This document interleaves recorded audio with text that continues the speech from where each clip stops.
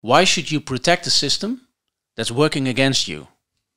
About the other people, and that's all monetary sorcery in the short run is only redistribution.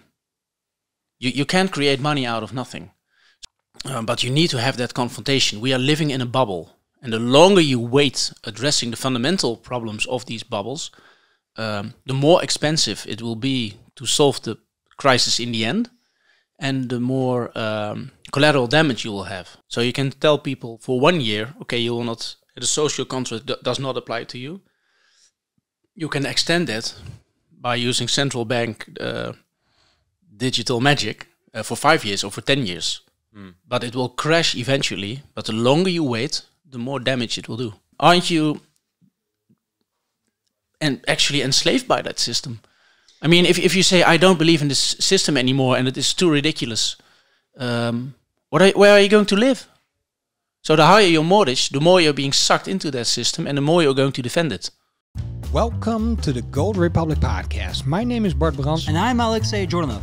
In our weekly podcast, we invite guests from all over the world to get valuable insights into the emergence of a new monetary system through the lens of precious metals, cryptocurrencies, and other financial instruments. And what the benefits are. And what the benefits are. Why don't you go out on the street and tell people what you're going to do? Hold a referendum. Talk about it in elections. That's what a Democrat would do. Why do you do it behind their backs and wait for a pandemic to happen? Yeah. That's sneaking up on people. And people that sneak up on you can never be trusted, whatever the arguments are. The ultimate consequences of course, and we have a lot of historic references, right? We see these big empires growing slowly and then suddenly collapsing under their own weight, but also a lot of times, most of the times, under autocratic, tyrannical governments.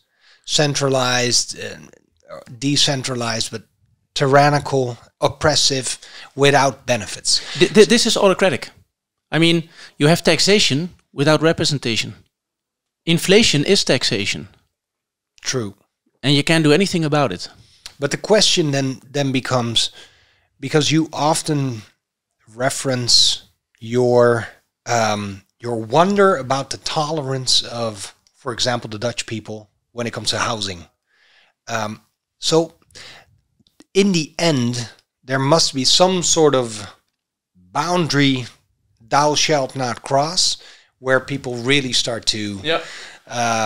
I hope you're not going to ask me where the boundary is, because no, I don't know. I thought but it was way beyond. Okay, so and that's your wonder. Why haven't we revolted against this system? The question, two parts then maybe, because of course, why haven't we resisted? But I don't know. And is there in your mind some sort of boundary where you feel you might resist? Or are you already doing that? I'm writing books and articles, etc. about this stuff. I think that there's a repetitive. There's a enslavement feedback loop in this. I just made up this word. What happens if that's a great word? I'm going to steal that. I'm going to steal that. Can you repeat it one more time, please? It is the enslavement feedback loop, and I just made it up. What happens is that if you suffer from excessive debt, so you have a mortgage on a house and it is insanely overpriced, and the money was there, the European Central Bank created the conditions for you to borrow this insane amount of money. The higher that amount of money is, so the more you're actually suffering from these measures. I mean, if it costs 100,000 euro to build a house, which is a reasonable price, and you were silly enough to buy it for 500,000, then you have been cheated out of 400,000 euro of your money. You should have had that money in your pocket, so you could invest it in a real company, in a real economy. That's not what's happening right now. We're only piling up more debt. But you've been 80% of your money has been taken from you if you buy a house that's worth 500,000. While its actual value is only 100,000. If you think about it, the higher the market price of the house, it's not the market price of the house, it's price being enabled by the conditions on the financial markets. Manipulation. And they have been manipulated. Yeah. Absolutely. God forbid that interest rates should ever go up. But one day they will. And then people have to refinance stuff against a higher interest rate. I don't know when that will happen, but it will happen. Something will happen at some point in time, which is always the case. But if you think about it, if you live in a system where houses are overpriced, but only by, let's say, 30%, 40%, and I can explain to people how counterproductive and unfair that system is, and people have paid €100,000 for a 130,000 euro for a 100,000 euro house, they could actually take the cost and they could accept it. They could say, "Ooh, somebody stole 300,000 euro for me." That's basically what happened. I'm going to accept that. It cost me 2 years to earn it back in savings. Wow, and big salary. Yeah, just making up some numbers. But if your house has been overpriced by 400,000 euro, will you ever going to revolt? If you have this massive mortgage on your house, aren't you actually enslaved by that system? I mean, if you say, "I don't believe in this system anymore and it is too ridiculous," where are you going to live? So the higher your mortgage, the more you're being sucked into that system and the more you're going to defend it. Maybe that's why they call it a mortgage, a death contract. Yeah, exactly. Yeah. And I think we even, did I tell you about the story of Alexander the Great, behind like the military coinage debt slavery complex? No.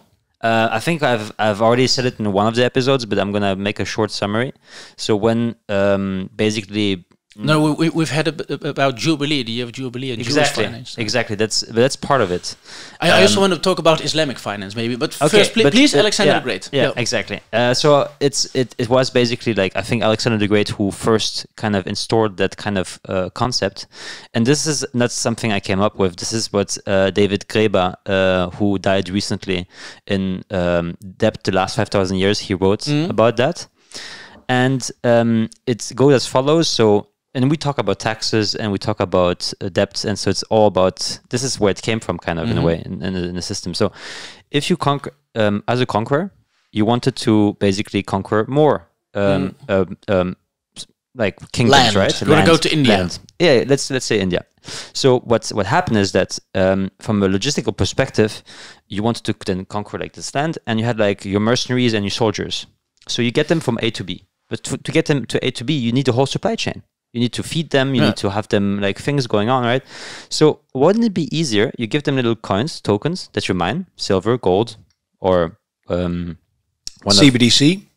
Or CBDCs for nowadays, and you give them those little tokens, and you say, now whatever you need, you pay with this token, this coin of, let's say, silver coin. You have one right in front of you, and wherever you go.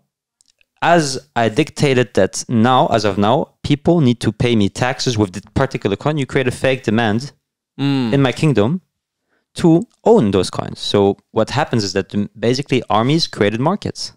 So wherever they went, within themselves, you get a mobile kingdom. Exactly. And whenever you conquered a new territory, which was beyond the tax system, you would impose them debt because you conquered them, so you cost them money. So you cost us money to conquer you. Yes. So now you have that much amount of debt, and that was like de facto slavery. So this whole concept, yes, because you bring the loop back. Yeah, you make people pay for their own. And to pay me back, you need to mine the silver for me, for which you make coins with. So I'm oversimplifying this, and people can fact check this by themselves and so on. But this is kind of like, I think, as a system, or maybe like some details I might omit or whatever, but as a nutshell, just for the sake of the conversation, is just literally that. And this was like the start of basically the way this whole system is, in a way, through taxes, a lever, right? We cannot pay our taxes in Bitcoin or a dollar. It has to be in euro. It's legal tender. And it's the only reason why it's worth anything, because there's armies behind them and police and putting you in jail if you don't pay your debt, right? So yeah. Anyways, Islamic finance. That's I didn't know that. I never knew that. It's I'll send you the info. Yeah, sure. Well, let's say if you have a mortgage and you know that it doesn't make any sense, and you can ask a construction worker, what does it cost to rebuild this house? And you say, well, only 10% of 20% of what you paid for it. These are the numbers that we're at right now. If you're in that system and you have a certain amount of, the book value of your property has gone up, and you've redeemed some of your mortgage, and you're in it for a few years, you're not going to step out. You're not going to get out for moral or for principal reasons. Yeah. Because otherwise, the alternative is that you're going to be homeless. Yeah. So who would risk it all, right? The have-nots, and that's what you're going to. That's your next civil war. And I don't want to have a civil war, but we've mentioned this before. I'm a big fan. I don't want to say friend, but Pieter Omtzigt. He mentioned the social contract. Yes. Within certain boundaries, everybody who has a decent job should be having a house and a future. And that should be, you have the carrot and the stick. And that's the carrot that you show to people. Especially young men. Most young men have some criminal tendency. And you say, okay, stop what you're doing. Go to school, finish it. You get a nice little girlfriend, or maybe another man. And you build yourself a house. You have a house, and that's your, it's a dot on the horizon. That's where you should end. Your psychological driver to create something instead of that's your carrot, becoming a criminal. Massive pyramid, like you're basically covering the base. Yes. Yeah. The roof on top of your head. Yes. The Maslow's money, pyramid. the bread on the table. And now there are people who will never reach the top of Maslow's pyramid. Yeah, because they say first you don't have a roof because you cannot afford it, and the bread on the table every month there's 6% going off of it. Yes. Yeah. And why, under that circumstances, why should you protect the system that's working against you? About the other people, and that's all monetary sorcery in the short run is only redistribution. You can't create money out of nothing. Somebody, I saw it I actually know this. His name is Valentijn Nieuwenhuizen. He used to work, he was the chief economist at ING. And he had a discussion on TV with Martijn van der Linden, and he's the instigator of a certain political inquiry into our financial system. And there has been, I was invited there as well. It was in Parliament. I get to have my say. And they had a small analogy. They say, okay, let's assume that there's 100 people in a plane, and the plane goes down. In the ocean. Sounds like the start of a very bad joke. It is a very bad joke, but it ends in a good way. Luckily, everybody survives. A couple of bruises. Nobody's really seriously injured, but you're cut off from the rest of society. And those 100 people, they are stranded on an island, tropical island, with exactly 100 palm trees. And one of these trees drops a nut every day, coconut. So you can have something to eat and to drink. It is just enough to survive. And these people, they create a monetary system because they trade coconuts with shells or whatever. Well, the thing is, whatever you do with your money or how you redistribute power, you have 100 coconuts every day. And every financial trick that you pull off that makes sure that somebody else gets more than one coconut, that's somebody else's loss. In the short run, it's a zero-sum game. If housing prices in 1 month go up by 20%, which happened in September on a year-on-year basis, one group of people will benefit. Normally speaking, under the ideology or the idea of a free market, increased prices should draw in more supply.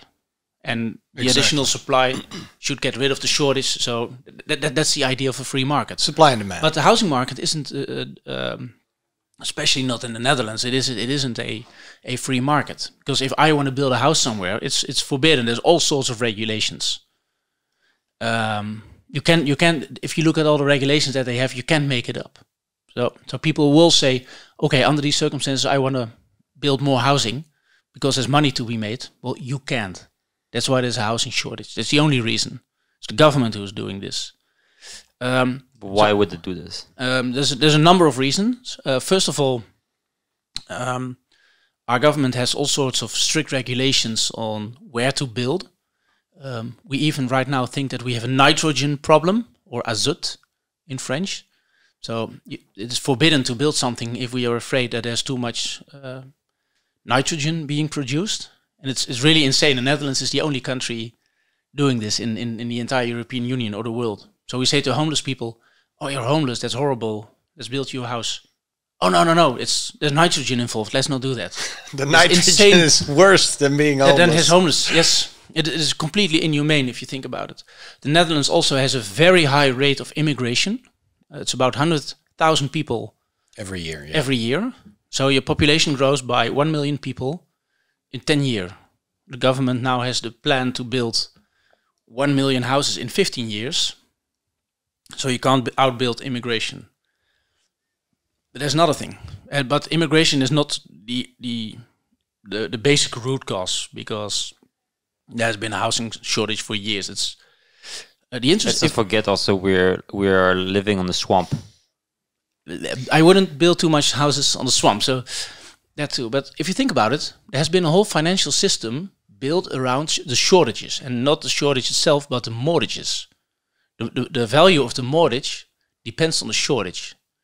Because if you have this 500,000 euro house, and due to sound economic effects or policies, the new number of houses will increase, then the market value of those houses will decrease. However, the houses which have been sold at the top of the market, they will see that their loan-to-value ratio will decrease, or increase actually, so get worse. Every bank has to make a report, and they have to send it to the local central bank every week, or to some extent even every night, and they have to say, okay, these are the loans that we've extended, and this is the collateral. But if those houses decline in value because the shortage is being addressed, the mortgages are still equally high. So and then you have a housing market with more debt than collateral, and then all your banks will go bankrupt. So even that's one major reason not to solve the housing crisis. So even banks have a major incentive not to solve the housing crisis. Yeah, in giving loans to people that want to build houses, because they are invested in the debt. Yeah, they want you to have more debt on the old house. Yeah. But isn't that also like on the parallel, and that's where I'm really getting confused as well, is that with monetary debasement, which is the kind of type of inflation we see as well, that debt as well decreases. And that's why also governments love inflation, is because that's one way to eaten it up. There's like actual sovereign debts. That's absolutely true. The governments are in that trap, in that game. However, and that's mainly a problem in the Netherlands, but also in other Northern European countries, is that we're so afraid of inflation that unions will keep their real wage demands low. So theoretically speaking, if wages go up, the amount that you can borrow goes up, everything, yes, then you get a bubble society, and it will crash at some point in time, and then everybody starts over again at the same level. But that's not the case in the Netherlands, and not in Germany. But in the Netherlands it's worse, because these wages, the wage growth is very moderate. So at a certain point in time, housing prices will increase, wages not so much. At a certain point in time, people within a certain profession, let's say healthcare worker, from day number 3, day number 4, they cannot buy a property anymore. So for them, the housing market is closed off for good. And those people are supposed to work very, very hard to help all the people that have had a lot of benefits that they will never receive, to a very meager salary. And those healthcare workers say, you know what, goodbye. So those people start to riot. And that's the distinction between your haves and your have-nots. It is the anywheres and the somewheres. So the social contract is being dissolved right in front of our eyes. In front of our eyes. The group of have-nots is growing, and that group will sometime, or they maybe individually, will see that the promise that they were made by the social contract will not be delivered on, and there they will revolt. Exactly, and that is your happy future. Yes, sorry for that, but that's that's what I think is going on here, and that's why people. You can ask any policeman that they see rioters getting more and more violent. It is not as if a group of protesters they throw some eggs and whatever. You've made your point. Go home to your wife, to your house. No, they have no wife. They have no house, and they haven't made their points. And now they start throwing rocks. Are becoming more and more normal people, where you have a sense in mind. If you see a rioter, you see a young guy with a mask on and a hoodie, and he throws a hoodie, and he's throwing rocks to the police. But now it's just guys just like us. Yeah, it is. If you look at the manifestations, you see the protests. The protesters. You see teachers, a lot of teachers, because they say, okay, we have such a critical function in society, yet we get paid so little that we can't build a living. Those are the people that are protesting. Yeah, there's a lot of teachers among them. And they are the transitioning of the next future generation as well. They're educating those who are supposed to be paying your retirement. Yes. And those people that have to train that next generation, explain to them what a social contract is, what a liberal democracy is, why this is a system worth fighting for. Yeah. Those teachers are getting demoralized. And they don't know why they should explain that anymore. And those are the people that start to riot. And what are they going to tell those children? And very often, if I have, or my life has turned upside down, I can say. A few years ago, I would give you the same, let's say, Excel-based analogies. I say, okay, if you do some extrapolations, you can see where it's going. Very simple. Then I would have a meeting or somewhere in a bar, and I would have my presentation, and maybe some 10, 15, 20 people would show up. And I would cut it short because people got bored because of all my graphs and my sheets and whatever. And then we would go and drink beer. Now there's hundreds of people coming because they see what's happening. Because I'm right, and I hate being right. I want these problems being solved. Like I said, I want the people who see the value of a social contract. They should be in charge and restore it, because that's your hope. Any other course that you take will extend the period in which you have to say to young people, you have no future. How long do you think that you can keep on doing that? Well, that's the question. That also is answered by populism and other more extremist parties, if it's the left or the right. And so, what do we be? It's no coincidence. No, not really. I mean, we also touched up on that last time. But so, what is then to you the macro solution? Because we're also in a globalized world, so it's not even about Europe anymore. We are basically standing off a fight between basically the East and the West. So on the West, you have the USA and its serfs, I would say, and then on the East, you have basically Russia. We pushed away into a geopolitical strategy that is actually very detrimental to us towards China. It's worst enemy historically, and they're working together now. And Europe is standing in between, and it also looks like, and this is why it's exacerbating, that this global structure is also crumbling through things like COVID, because now we still have supply chain issues. We still have all those problems, and we touch upon also energy. So we have the gas pipeline, that Nord Stream 2, which has been halted, even though we have now soaring prices.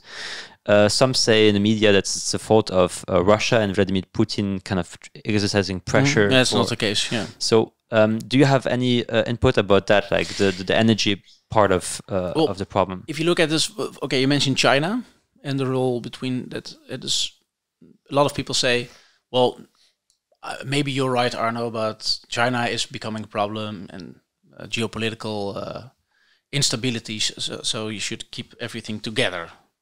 But keeping everything together is making it rot from the inside, first of all. Second of all, that the same people that are very big proponents of European integration, like the former German Prime Minister, they also trust China. Chancellor.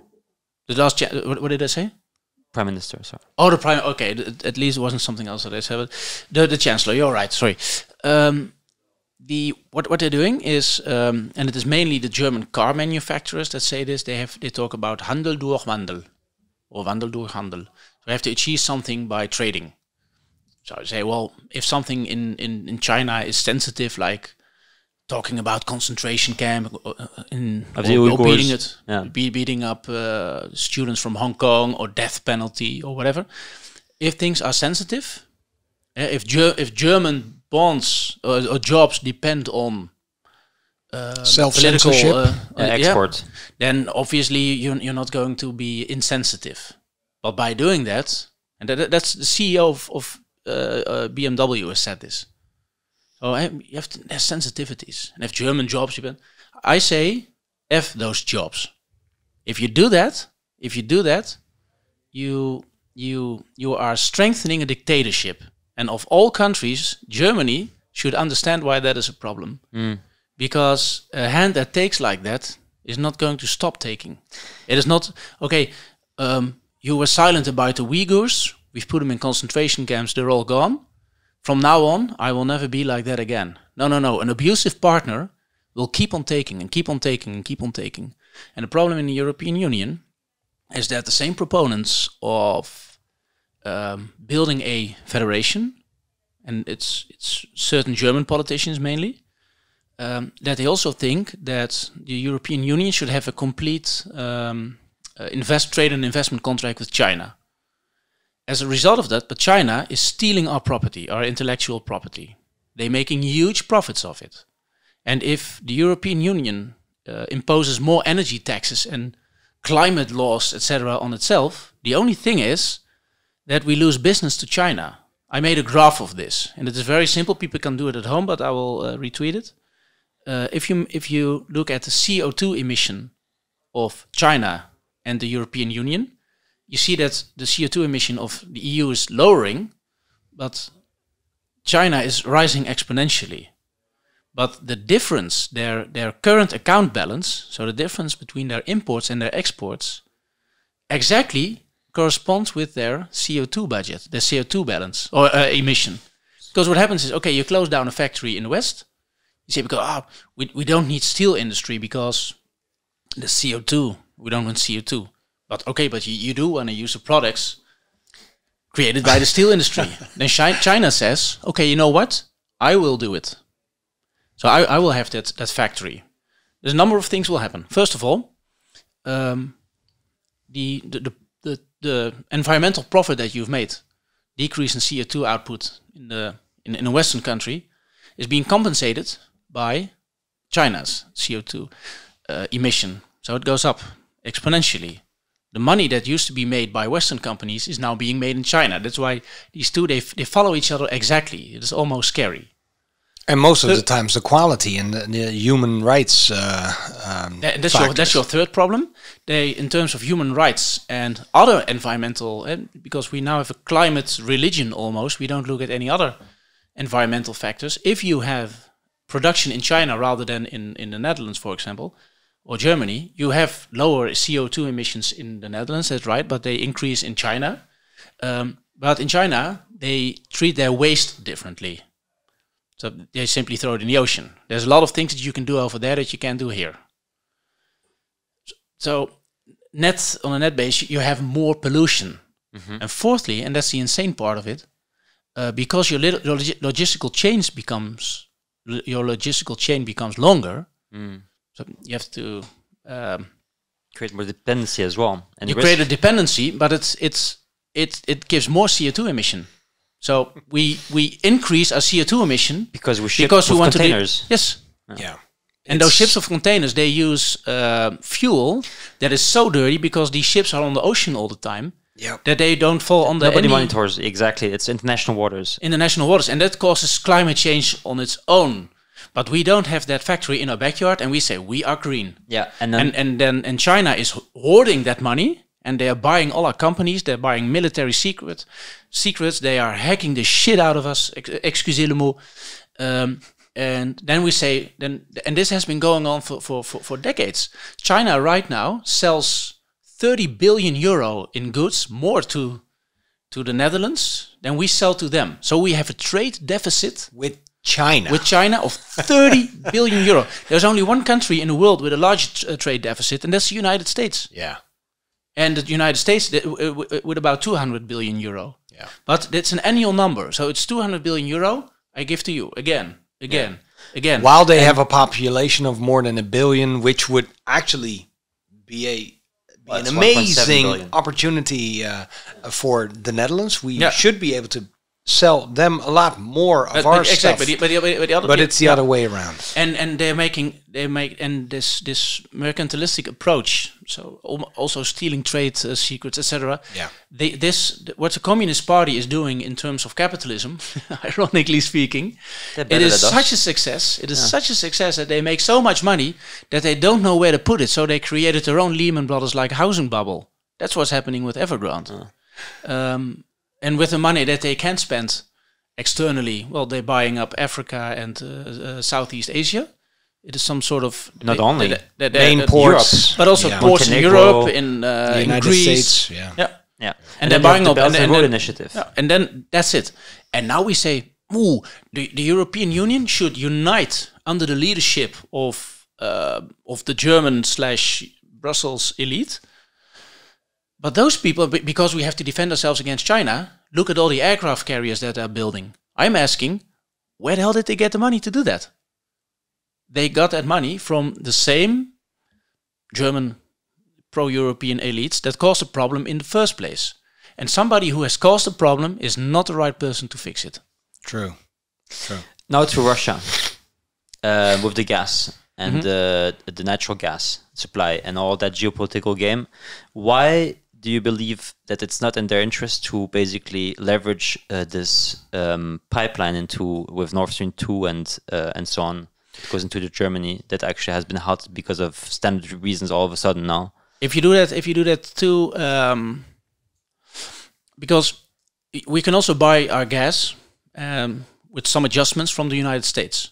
We can ask the United States to do some more fracking, and then you build these. You have these large container ships with liquid national gas, and you could use that to power Europe. So if we don't get it from Putin, we get it from somewhere else.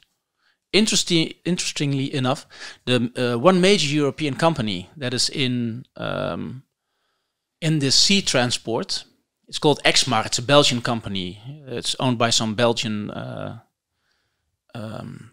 billionaires, some rich people. It's a rich family, and they have somebody in their board of directors for a very good salary, and that's Guy Verhofstadt. And that's also the guy that's always shouting against Putin in the European Parliament. And he has some other conflicts of interest, I might say. But if Putin would actually really close us down, he wouldn't earn a penny. And he can't afford that. And I think that we're afraid of Russia, but Russia, if you look at it on a map, it's huge. But if you look a little bit different, a little bit better, then you see how completely indefensible that nation is. I hope for them they don't get a war. Their GDP per person, per capita, is so low that they couldn't afford a prolonged war. The Benelux, so let's say the Dutch-speaking world, has a larger economy than Russia. We always say, Netherlands is such a small country, we could never defend against Russia. Well, that's because we have no army. But if we would have invested the same amount, and also technology-wise, which we should have done within the NATO framework, then we could easily defend ourselves, especially Germany. It is, by the way, the same Ursula von der Leyen, who is now the head of the European Commission. She used to be defense minister in Germany, and she completely destroyed her own army. It was pathetic at some points. There were some planes that even didn't take off. But I mean, if it's yes, and I've spoken to some journalists and military personnel. Did you know what she did? And I think that she deliberately did this to create the need for European integration. I mean, come on, if Germany and France and some other countries around it, like say the Netherlands, if they meet their obligations and they pool their resources, but then in terms of defense, and these nations trust each other enough to do so. And let's say France, but France is really heavily armed, but Germany is not. Germany is deliberately doing that. But if they would pay, let's say, 2.5% of their national income on defense, and they would have some 500 top-class fighter jets, then Putin wouldn't be able to do anything. But what they did is they have multi-role fighters, as they're called. And it means that if you fly one of those, so a multi-role fighter can fight and engage other aircraft, but it can also bomb. And countries have those multi-role systems because it's cheaper. So you don't need two dedicated systems. But for pilot, it's much more difficult to learn how to fly such a machine. So if you want to be an effective pilot of a fighter bomber, you need to train for about 120 hours per year. That's a minimum. And if you do some 140 hours, then you can maybe train with other nations. You can be part of an alliance, and you can be credible, because otherwise you don't know all the machines and how it works and all the buttons, etc. And at a certain point in time, Germany only had literally a few planes capable of flying. So they've bought a few hundred Eurofighters, which are very expensive, about 100 million euro per piece. They buy it, and then they let it rust. You deliberately do that. And then Donald Trump gets angry.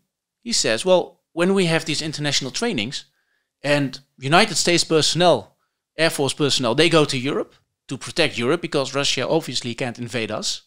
We go to Europe. Then the Germans show up with nothing. And the Dutch show up without tanks.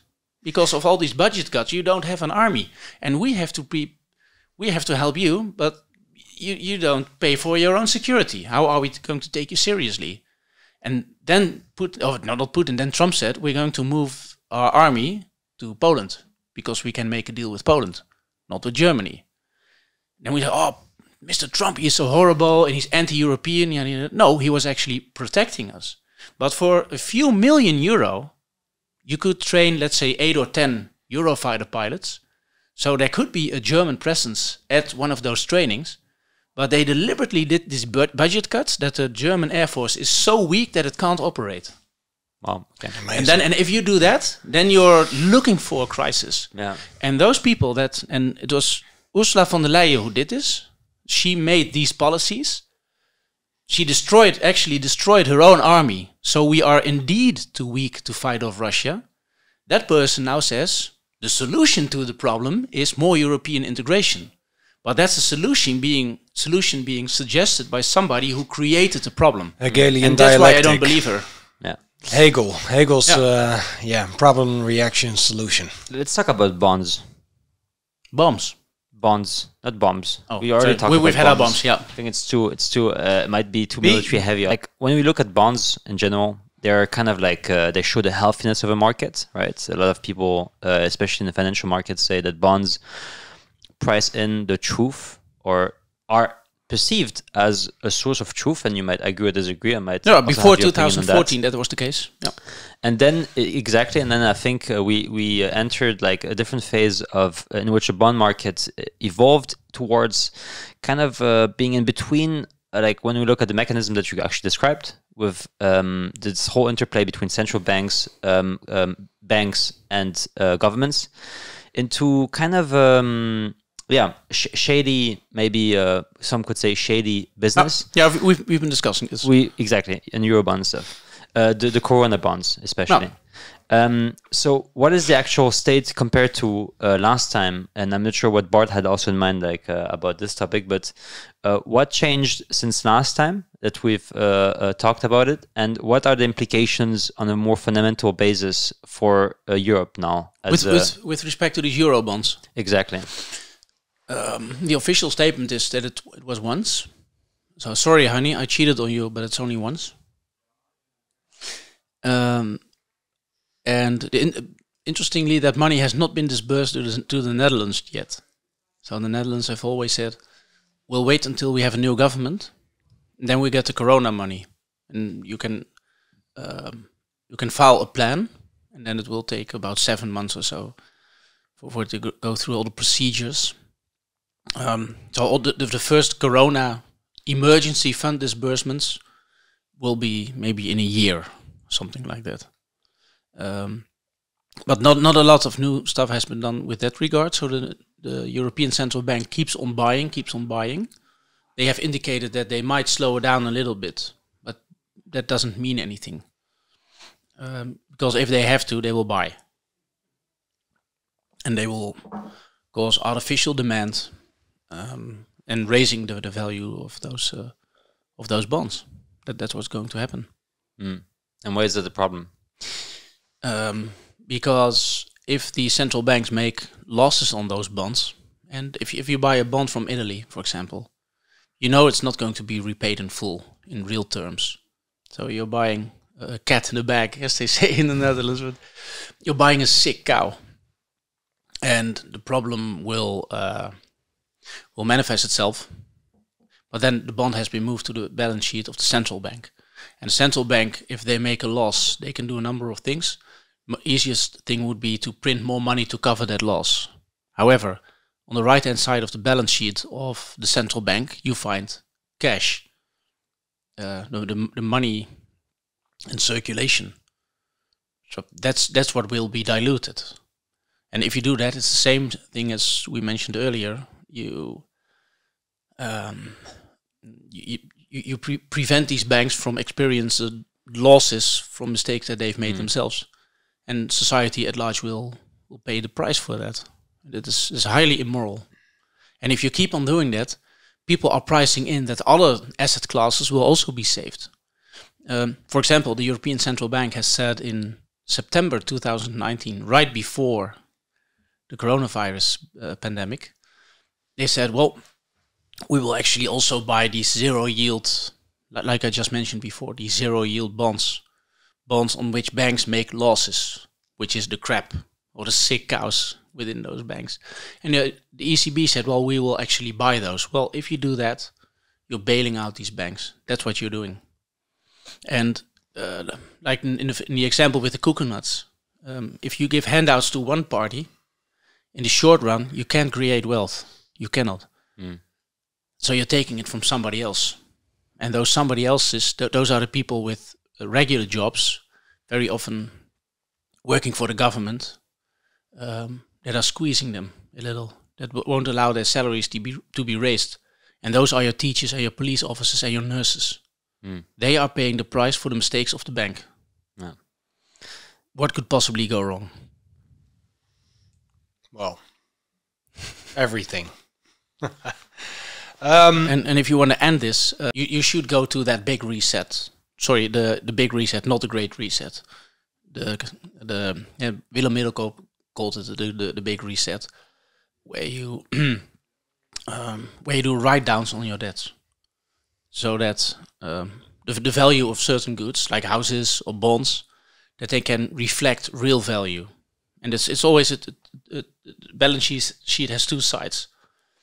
So if a bank has handed out mortgages to people, let's say a Dutch bank, ABN AMRO or Rabobank, and you say those mortgages are too high. So we do the Jubilee thing that we mentioned before. So people have a mortgage of 400,000. Everybody loses 50%. Then you lose your debt while you have the same house. Fantastic. But then the bank loses these assets, and they will collapse, and they will need to be refinanced or something, or saved, or maybe not. But you need to have that confrontation. We are living in a bubble, and the longer you wait addressing the fundamental problems of these bubbles, the more expensive it will be to solve the crisis in the end, and the more collateral damage you will have. So you can tell people for 1 year, okay, you will not, the social contract does not apply to you. You can extend that by using central bank digital magic for 5 years or for 10 years. But it will crash eventually. But the longer you wait, the more damage it will do. And also is when you think about it, because the way I perceived it first, and I changed my mind actually throughout time, the more I thought about it, is that this big reset is actually not like one event. It's a series of little events. Like it's a progressive thing. It's like just like a chart, like Bitcoin going up. It doesn't go linearly up. No. It always goes up and down, and overall. But bubbles, they can. If it crashes, it will be sudden and hard, and you will hear it. So you'll what's hear the a bang. pin? What's the pin that will? I don't know. That, to be honest, I really don't know. The growing group of have-nots, maybe. Yes, but when will that erupt? And yeah, I don't know when that's going to happen. All right, but it is unsustainable, and there's a book about it, and it's written by Mr. Kindelberger. He's a professor in economics. It's called Manias, Panics, and Crashes, and maybe I've mentioned it before. You can download it for free on the internet. This book is for free. Fantastic. It studies all the classical bubbles. Nice. Every bubble that was fueled by debt, by financial circumstances rather than intrinsical increases in the value of a tulip, Amsterdam tulip, for example. Every bubble driven by debt has collapsed, except for the one you're in at the moment when you're reading that book. Yeah, so it's not very Christian, all that, right? I mean, actually, I was it thinking will about that. go at one point in time. Yeah, and it's like the tulip bubble in Amsterdam and Haarlem.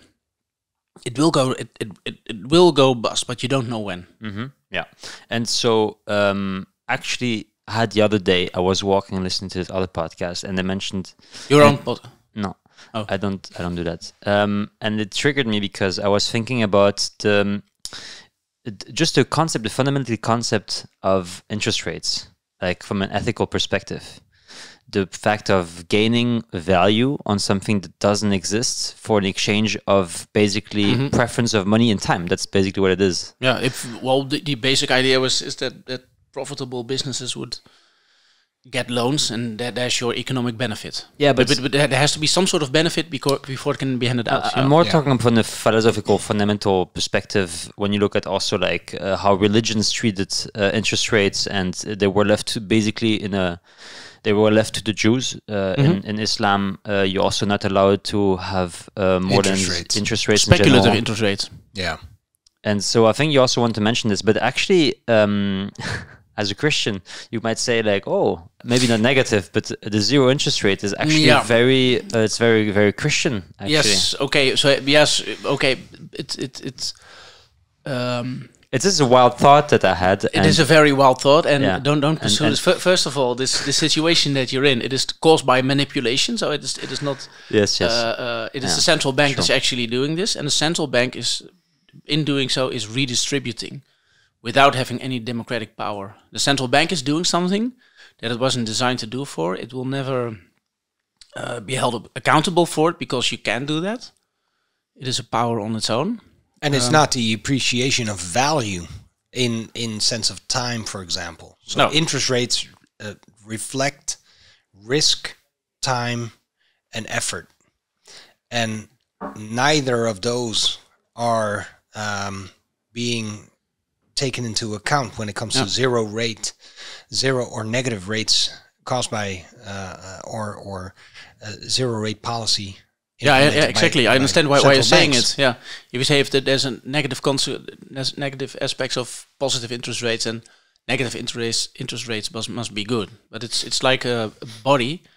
If somebody has a fever, and then turns out that his body temperature is only 5 degrees, and you say, "Oh, at least he doesn't have fever." But still, that system is very, very sick. That was a mistake of mine. In the brain fart that I just recorded with you is to go on the other side and very stupidly say, oh, actually negative could be even Christian. No, but it's actually about the nullity of it. It's not about gaining anything from it, right? And the fact that Jesus Christ chased away or was shouting at the merchants in the temple was the money changers. The money changers, exactly. Yeah. But anyways, you wanted to talk about also Islamic finance. Oh, if you wanted, if that's your bridge, well, if I understand the Quran correctly, but if you think if somebody knows better, leave it in the comments. The way it's called bila riba, and it's if I interpret it correctly, it means that you can't have speculative finance. And if that concept would have been adopted a few centuries ago, then I would be out of work right now. Great. So don't do Bila Riba. Why? Because he would Then be I'll out lose of my work.